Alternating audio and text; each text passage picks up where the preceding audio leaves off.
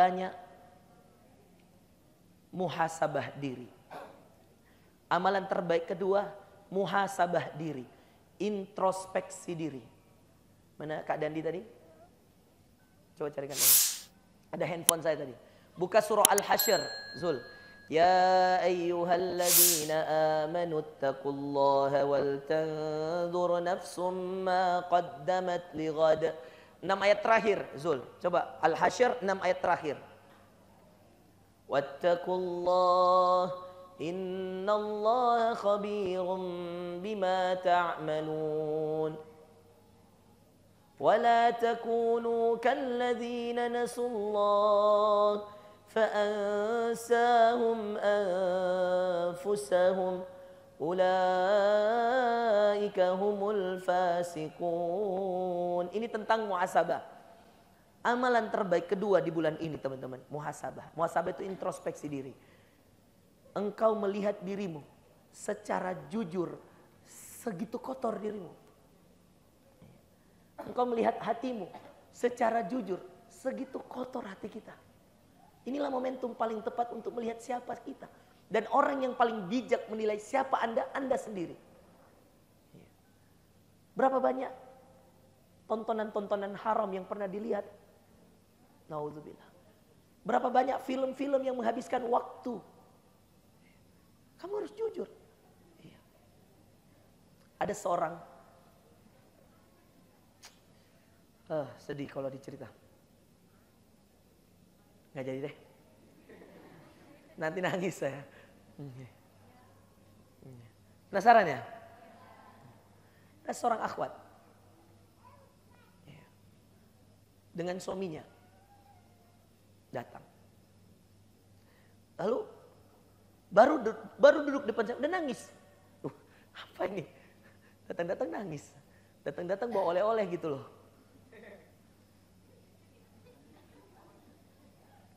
Lalu akhwat ini bilang, Ustaz, bolehkah saya menceritakan aib saya sama suami saya? Aib kapan ini? Aib apaan ini? Kok datang-datang? Bolehkah menceritakan aib saya? Saya bilang, aib apa ini? Lalu dia bilang, aib masa lalu Ustaz. Kenapa? Ada apa ini? Kenapa harus tiba-tiba langsung, bolehkah saya menceritakan? Loh, kita didatangi orang, tiba-tiba dia bilang, nangis. Terus dia bilang, bolehkah saya menceritakan aib saya? Loh, ada apa ini? Ada apa? Ternyata mereka sering berantem. Dan suaminya selalu curiga. Suami selalu curiga. Selalu berantem. Lalu kemudian perempuan ini bilang, saya udah gak seperti yang dulu. Begitu terus. Suaminya, enggak, kamu masih banyak. Macam-macam. Lalu kemudian perempuan bilang, saya pengen kamu buka semua cerita kamu. Kata dia, itu masa lalu saya. Jadi mereka gak pacaran, ta'aruf. Setelah ta'aruf nikah, khitbah, nikah. Kemudian semua udah jalan, sudah romantis-romantisnya. Tiba-tiba kemudian suaminya merasa selalu kepo, selalu merasa suuzon, selalu merasa ada yang tidak beres, ada yang ini, ada yang macam-macam. Ada yang dicurigain terus. Berantem terus. Saya sudah bukan yang dulu, saya bingung kan. Depan saya aja bilang, saya sudah bukan yang dulu. Saya bilang, ini apa ya Allah? Baik, saya bilang, aib apa yang harus dibuka? Saya bilang, Allah Maha menutup aib. Kalau kamu buka, Allah laknat, saya bilang. Umar bin Khattab punya aib di masa lalu. Abu Dzar Al-Ghifari punya aib di masa lalu, saya bilang. Apakah Nabi melihat dia dengan aibnya? Tidak. Nabi menerimanya dengan keadaan hari ini. Karena kalau kita hanya melihat aib, teman-teman, kita tidak akan pernah hidup dengan siapapun. Man bahasa akhan bila aibin baqiya bila akhin. Siapa yang mencari teman tanpa sebuah aib, maka dia tidak akan pernah menemukan satu orang pun dalam kehidupannya. Betul atau tidak? Karena semuanya punya aib. Kita tidak fokus pada aib kita. Kita fokus pada orang-orang yang mau baik. Kata seorang salaf, seandainya kalian saling tahu aib masing-masing, maka kalian gak akan mau ketemu. Pun kalau mau ketemu, kalian sudah siapkan batu untuk saling melempar. Saking bencinya dengan orang. Karena ketika orang itu kelihatan aibnya. Bayangin aja ada orang datang, tiba-tiba di wajahnya muncul film Korea, film ini. Oh ini pecinta Korea, oh ini hari-hari begini, ini hari-hari begini. Bayangin aja teman-teman. Maka Allah Maha menutup aib. Kamu yang sekarang duduk di majelis, kamu udah kayak paling solehah, betul atau tidak? Padahal dosa banyak. Kalian yang datang, ikhwan, kamu udah kayak paling soleh datang majelis. Padahal dulu mantan narkoba, dulu mantan ini, dulu mantan ini. Tapi apakah kemudian kita seleksi? Yang mau daftar, silakan ikut kajian, oke. Mau daftar, ditanya, di interview, 1 orang 10 menit. Kamu pernah narkoba? Apa aib kamu masa lalu? Masya Allah. Gimana orang mau baik? Subhanallah. Maka amalan kedua muhasabah, teman-teman. Zul, mana ayatnya Zul? Ya, ya, buka atas 2 ayat lagi. 1 ayat lagi? 1 ayat lagi. Oke. Ayat berapa ini Zul? 18. Diperbesar Zul. Foto teman-teman. Diperbesar dulu. Di layar. Ya ayyuhalladzina amanu. Hai orang-orang yang beriman. Ittaqullah. Bertakwalah pada Allah. Wal tanzur nafsum ma qaddamat lighad. Hendaklah setiap orang memperhatikan apa yang telah diperbuatnya yang lalu untuk hari esok. Wattaqullah. Bertakwalah pada Allah. Innallaha khabirum bima ta'malun. Sungguh Allah Maha teliti atas apa yang kamu kerjakan. Allah tidak bilang Maha melihat. Stop. Allah bilang Maha teliti. Tahu nggak teliti itu gimana? Allah tahu semua salah kalian. Allah hafal semua dosa kalian. Yang 10 tahun yang lalu, yang 15 tahun lalu, Allah masih ingat. Tapi rezeki tetap diturunkan.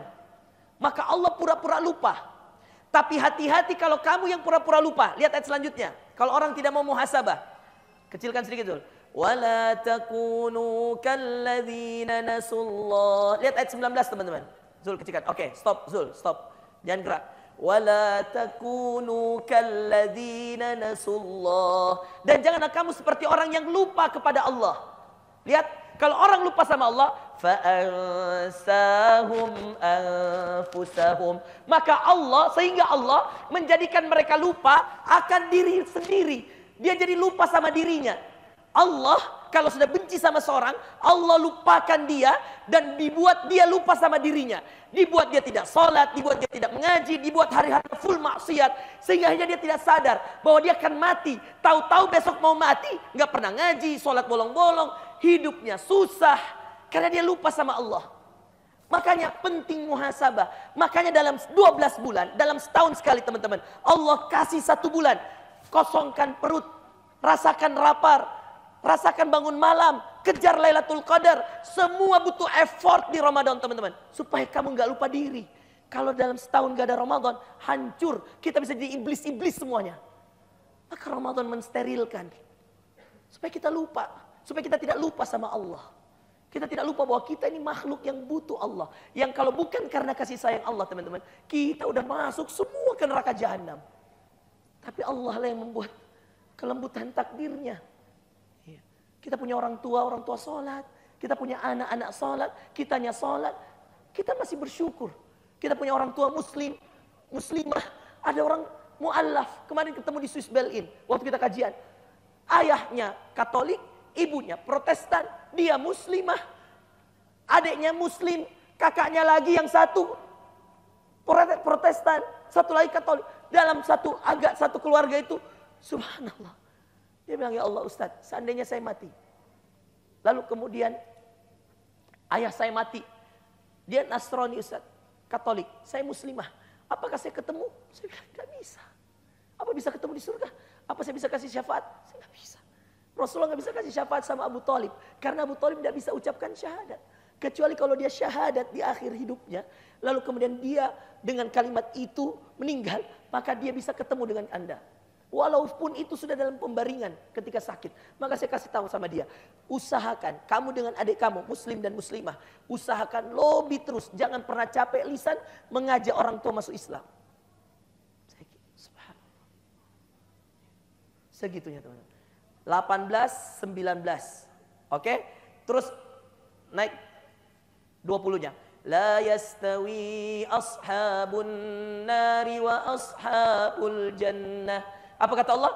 Tidak sama penghuni neraka dan penghuni surga. Apakah sama kebiasaan mereka? Enggak sama. Ashabul jannati humul faizun.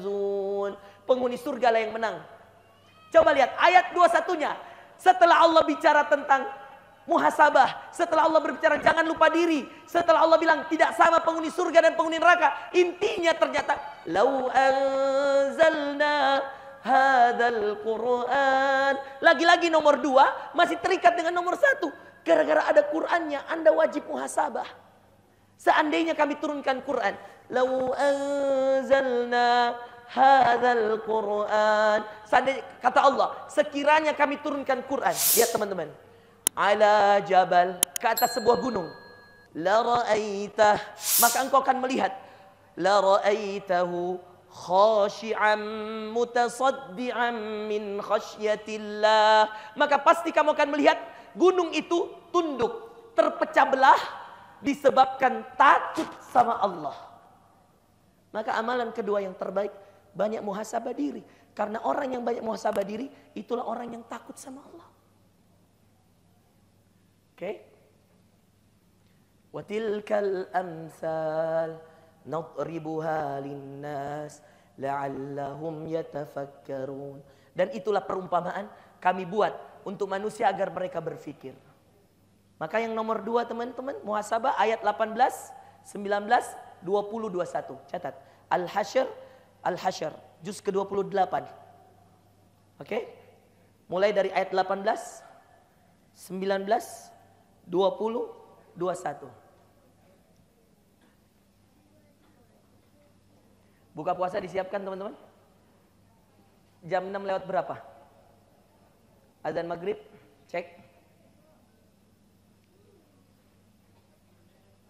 Berapa menit? 9 menit. Baik. Nomor 3 masih bisa masuk. Oke, sudah? Fokus lagi teman-teman, ke depan lagi. Insya Allah. Nggak kerasa insya Allah azan maghrib. Kalian nggak kerasa, saya kerasa. Sudah? Nomor 3 ya. Fokus. Sudah siap? Ternyata teman-teman, ada amalan terbaik yang luar biasa di bulan Ramadan. Tidak hanya ngaji, baca Quran. Tidak hanya muhasabah diri, introspeksi diri. Tapi ini amalan Allahu Akbar. Ya. Seandainya kita bisa sering-sering lakukan, maka kita akan lakukan sesering mungkin di bulan Ramadan. Apa itu Ustaz? Banyak berzikir, mengingat Allah dalam keadaan sendiri. Lalu meneteslah air matanya. Mengingat Allah dalam keadaan sendiri lalu menetes air matanya. Bahasa sederhananya banyak nangis. Ramadan ini momentum banyak nangis teman-teman. Maka kalau ada yang mau tahu apa amalan terbaik ketiga di bulan Ramadan, banyak nangis.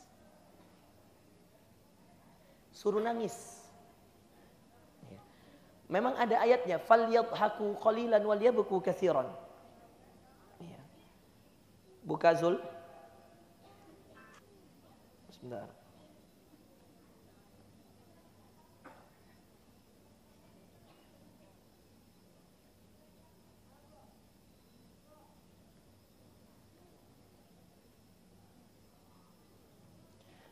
Surah At-Taubah ayat 82 Zul. Allah perintahkan sedikit tertawa di bulan ini teman-teman. Bukan hanya di bulan ini, di seluruh kehidupan kita. Terkhusus bulan ini. Tapi perbanyak nangisnya. Lihat sini. فَلْيَضْحَكُوا قَلِيلًا وَلْيَبْكُوا كَثِيرًا جَزَاءً بِمَا كَانُوا يَكْسِبُونَ. فَلْيَضْحَكُوا قَلِيلًا. Hendaklah mereka tertawa sedikit saja. وَلْيَبْكُوا كَثِيرًا. Hendaklah mereka menangis yang banyak. Ini Quran. Ya kan? Jazaa'an bima kanu yaksibun.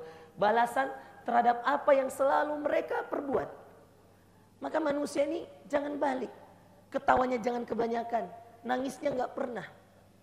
Saya mau tantang teman-teman. Saya mau tantang. Ada hadis Nabi SAW, hadis Bukhari. 7 golongan, Zul tulis, 7 golongan yang akan dinaungi pada hari kiamat. Tidak ada naungan Allah. Cari di situ Zul. Buka, tampilkan. 7 golongan, tulis. Yang akan diberikan naungan. Golongan ketujuhnya teman-teman. Kamu nggak bisa bayangkan. Itu golongan yang hanya dia zikir, tiba-tiba nangis. Itu udah dinaungi Allah. Tapi nangisnya depan Allah. Dia tidak nangis depan manusia teman-teman. Dia nangis depan Allah. Kalau nangis berjamaah biasa. Tapi kalau nangis depan Allah sendiri. Matikan lampu. Ya, nggak ada yang lihat. Sendiri. Ya, subhanallah. Beda. Ya. Setelah maghrib nanti saya ceritakan. Ada seorang syekh meninggal. Dalam keadaan istrinya tidak tahu. Di mana dia berada di saat itu. Coba lihat. 7 golongan. Ini golongan 7. Seorang. Ya, bukan ini. Geser. Ya. Tulis Rumaiso aja. Jangan Kanwil Kementerian Hukum antum buka.